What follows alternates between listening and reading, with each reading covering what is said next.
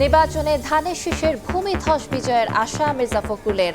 জাল vote oh টাকা ছড়ানোর চেষ্টায় একটি দল। অভিযোগ বিএনপির, ইসিকে ব্যবস্থা নেওয়ার আহ্বান। জামাত তো আপনার অত্যন্ত কৌশলী দল, তারা বিভিন্নভাবে কৌশলে বিভিন্ন রকম প্রচারণা চালায়, মানুষকে বিভ্রান্ত করার চেষ্টা করে। তথাকথিত ইঞ্জিনিয়ারিং এর সম্ভাবনাটা আমি খুব বেশি দেখি না। আমরা তো অত্যন্ত আশাবাদী যে বিএনপি একটা ল্যান্ডস্লাইড ভিক্টরি পাবে। একটি নির্দিষ্ট রাজনৈতিক দল নিশ্চিত পরাজয়ের মুখে দেশ জুড়ে টাকা দিয়ে ভোট কেনার পরিকল্পনা হাতে নিয়েছে। নির্বাচনে কারচুপি ঠেকাতে কঠোর অবস্থানে ইসি। ছদ্মবেশে ভোট দিলে 2 থেকে 7 বছরের জেল, বাতিল হবে কেন্দ্রের ভোট। প্রিজাইডিং অফিসারের কাছে তো একটা ছবিযুক্ত তালিকা থাকবে।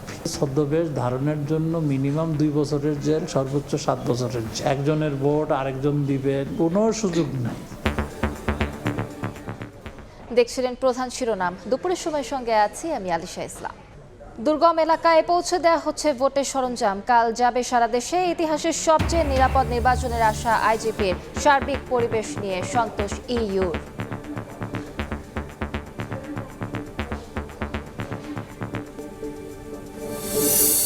নির্বাচন ঘিরে 4 দিনের ছুটি শুরু কাল। শিল্পাঞ্চল বন্ধে ভোট দিতে বাড়ির পথে মানুষ। বিভিন্ন সড়কে চাপ, বাস সংকট, যানজটে ভোগান্তি, রেল স্টেশনেও ভিড়।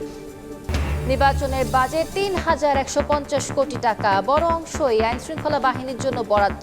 গণভোটের কারণে ব্যয় বাড়লেও আয়োজনের খরচ বেশি, মানতে নারাজ ইসি। এবং ঢাকা ওয়াশিংটন বাণিজ্য চুক্তি সই। বাংলাদেশের রপ্তানি পণ্যে শুল্ক হার 1% কমে 19। মার্কিন কাঁচামালে তৈরি পোশাক পাঠাতে লাগবে না কোনো ট্যারিফ।